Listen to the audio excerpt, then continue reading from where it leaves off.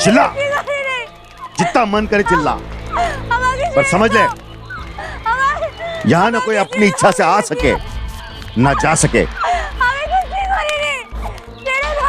चुपचाप हम जो सवाल कर रहे हैं उसके जवाब दे, जिसके लिए मैं वो शेर तो इतनी दूर से उठा लायो है। चला।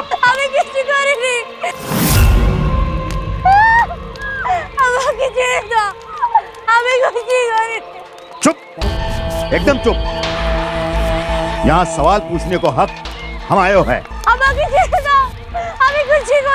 जे तू अगर इस आग में तपना न चाहती, जो पूछूंगा उसके सही जवाब दियो। मंदिर पूजा करने गई, वहाँ पुलिस वाला आया और बोला कि मुझे उसके साथ जाना है। हिमांशु के बारे में तू क्या जानती है? ऐसा क्या पता है तो है जो पुलिस वाले तो उसे जानना चाहते हैं? हिमांशु ट्रेन एक्सीडेंट हुए तो 3 महीने हो गए।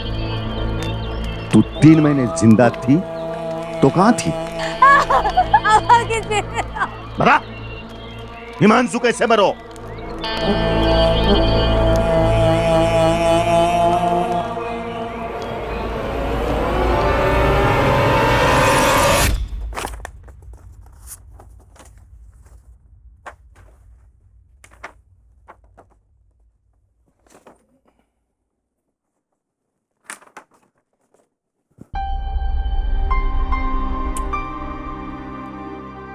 इतनी सारी उलझन, संदेह होती ना 1 मिनट में सारी उलझन दूर कर देती।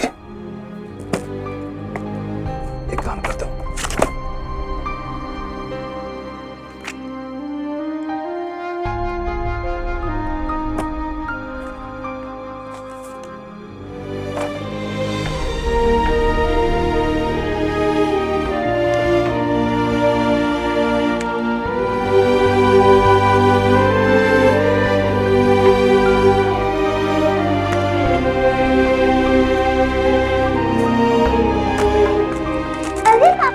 मैं बताता हूँ ना।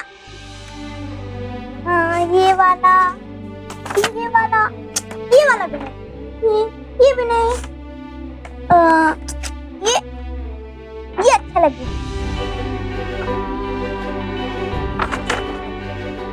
पक्का? हाँ हाँ पापा।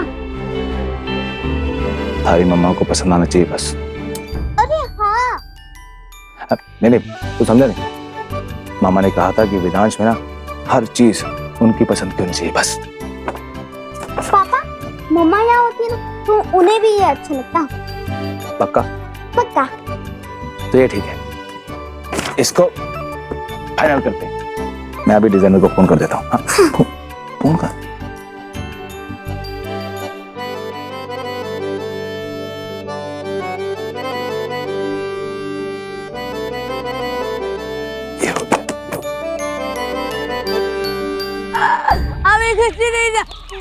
ओए, ये बड़ी ढीठ है। जब तक इसको जबरदस्त दर्द नहीं देंगे ना, बताएगी नहीं जे। अभी कुछ नहीं ना।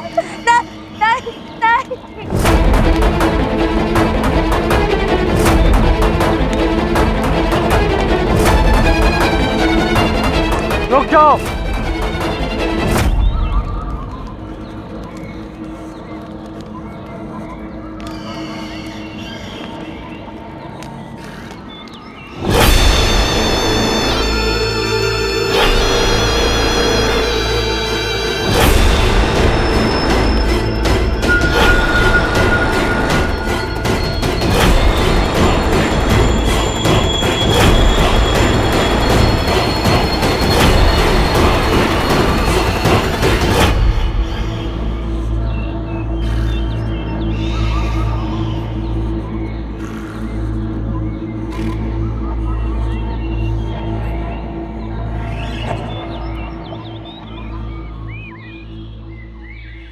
हिमांशु के मौत के बाद हमारा कितना बड़ा नुकसान हुआ है पता है ना तुम्हें?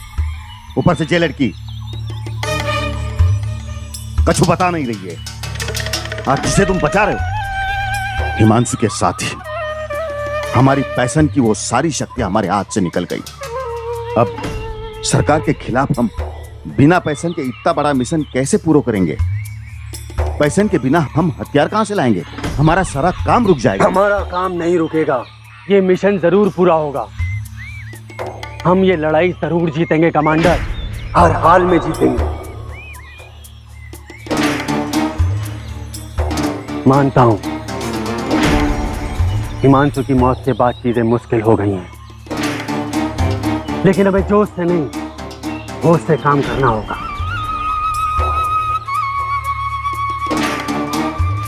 इस वक्त इस लड़की की हालत ऐसी नहीं है कि हमें कुछ बताए, जबकि हमें इस चीज की सबसे ज्यादा जरूरत है कि जो जानती है हमें बताए।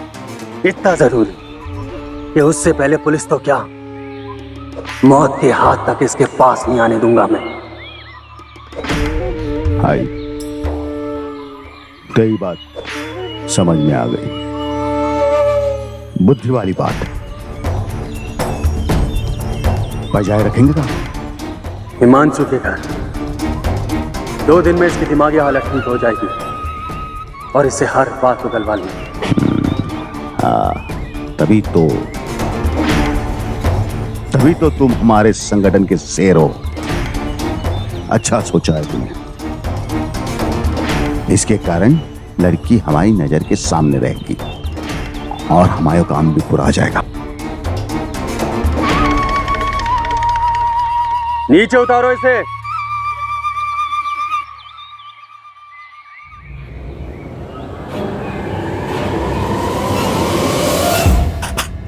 जे काढ़ा बना रही, जे पीने के बाद ना आधा घंटे तक पानी में ना पियो, खांसी में फर्क पड़ जाएगा। नमस्ते इमली मैम, मैं आपको काफी देर से फोन ट्राई कर रही हूँ मगर आपका फोन बंद आ रहा है। इमली का नंबर मैंने बंद करवा दिया।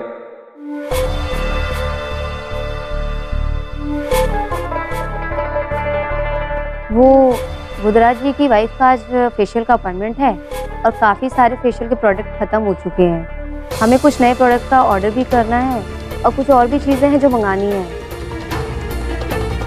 तो फिर मैम कैसे करेंगे? हम गलत इंसान से सवाल कर रहे हैं।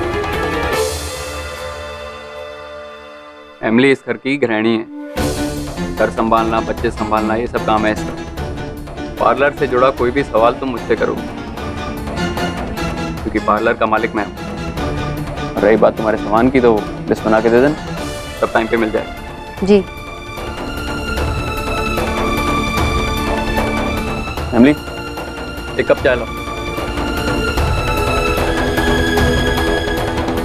बेटा आप ये कंप्लीट करो।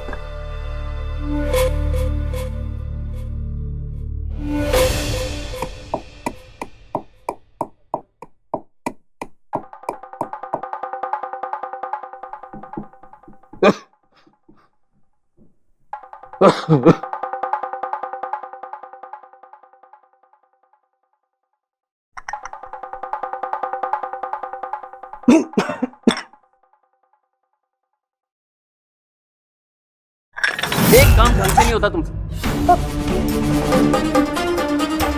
चाय तक नहीं बनानी आती, ले जा इसे यहाँ से।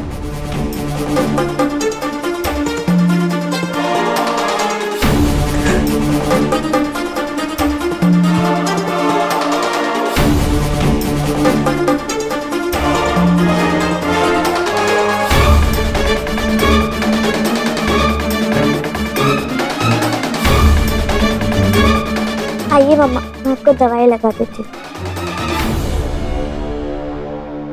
आओ।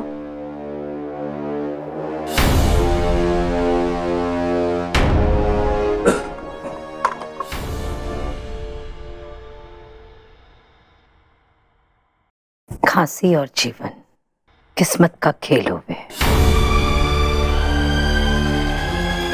इंसान ने उसके साथ समझौता करना ही पड़ेगा।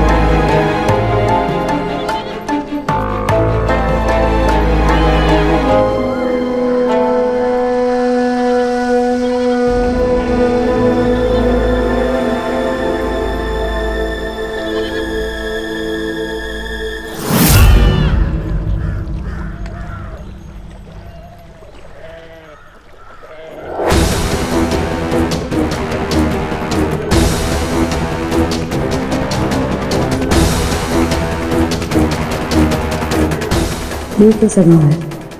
यहाँ के लोग, यहाँ का माहौल, कुछ तो अजीब है इस जगह के बारे में।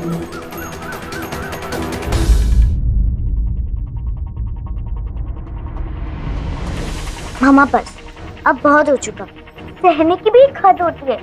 यहाँ पे आप जितना सहेंगी ना, ये लोग आपको उतना ही टॉर्चर करते रहेंगे। बस अभी बहुत हो चुका। मामा जी यहाँ पे और नहीं रहना, प्लीज मामा। मामा, जिस पार्लर को आपने यहाँ तक पहुँचाया, वो पार्लर भी पापा ने आपसे छीन लिया। और मैं दादी की बात से तो बिल्कुल भी सहमत नहीं हूँ। किस्मत में जो लिखा है वही होता है, और उसी तरीके से हमें जीना पड़ता है। और वैसे भी आज तक तो आप यही करते हुए आई हैं, लेकिन अब बस, अब बहुत हो चुका। अपने लिए ना सही, मेरे लिए तो चलिए यहाँ से, प्लीज। बेटा, आपने बिल्कुल सही कहा। चले जाएंगे हम यहाँ से। आपकी संध्या ताई जी को जो मैंने प्रॉमिस किया था ना कि मैं वेद का ख्याल रखूंगी, वो भी तोड़कर चले जाएंगे। आज भले ही सूरज तो हो चुकी,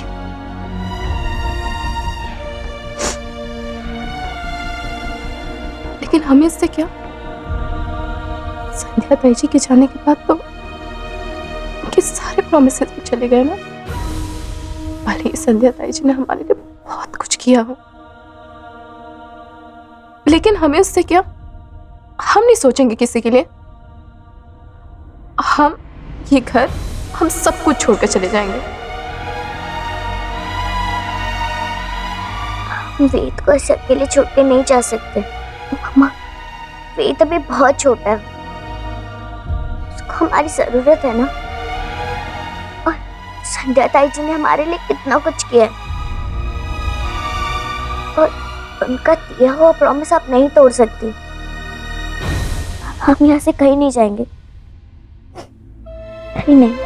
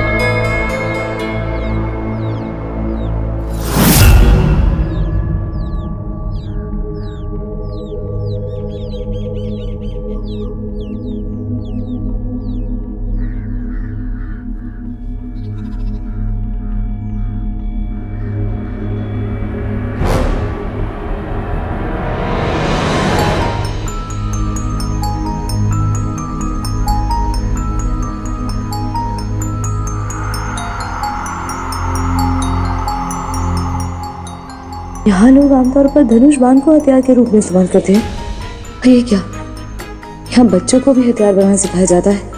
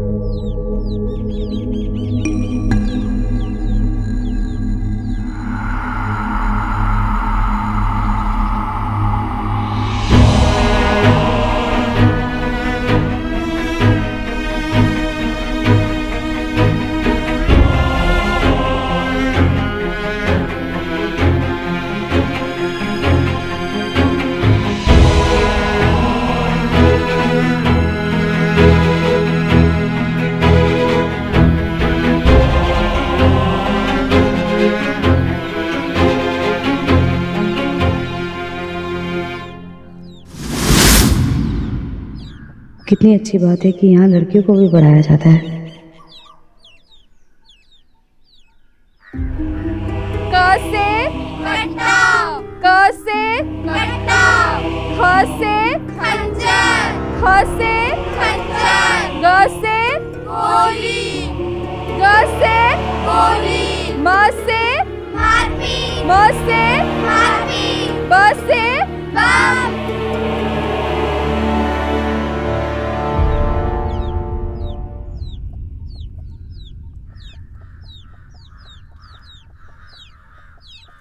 बच्चों, हम अब फिर से पढ़ेंगे। क से कट्टा, ख से खंजर, ग से गोली, घ से धमाका, ब से बम, ग से गोली, क से कट्टा।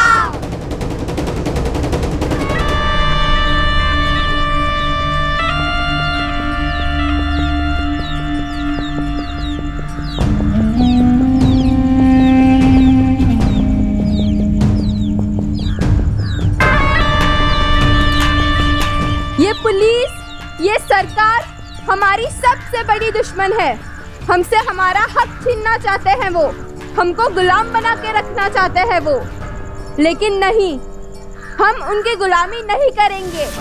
हमारे हक के लिए हमारा सरदार उनसे लड़ेगा। हम सबका मसीहा एक ही है, चंदू। संध्या, तुम्हें वहां जाकर गर्जना संगठन के सबसे खास आदमी तक पहुंचना होगा, जिसका नाम है चंदू। गर्जना संगठन भारत सरकार के खिलाफ कुछ बड़ा प्लान कर रहा है, ये तो हम सबको पता है।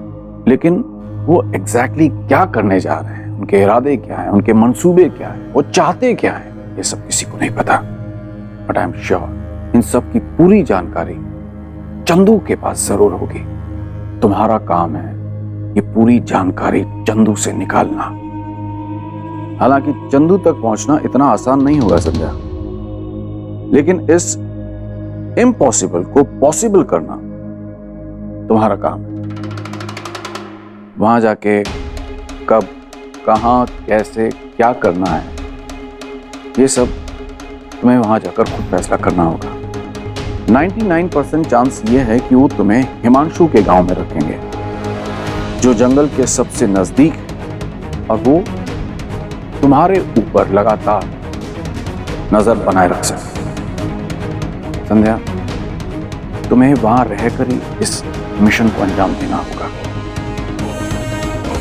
कभी भी गलती से भी कोई ऐसा काम मत करना या कोई ऐसा इशारा मत करना जिससे उन्हें तुम पर शक हो या तुम्हें वो गांव से बाहर निकाल दे, क्योंकि इस मिशन की कामयाबी के लिए तुम्हारा वहां उनके बीच में रहना बहुत जरूरी है। Right sir. हमारे गांव में ये बासमती चावल कहाँ से आया रे? छोटे राजा, ये कौन है? अरे ये हिमांशु भैया की बहू है। अच्छा, ये उसकी बहू है?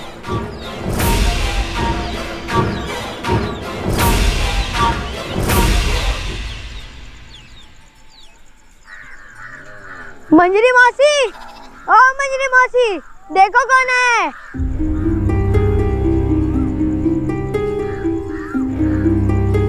आपकी बहू आई है, हिमांशु भैया की पत्नी।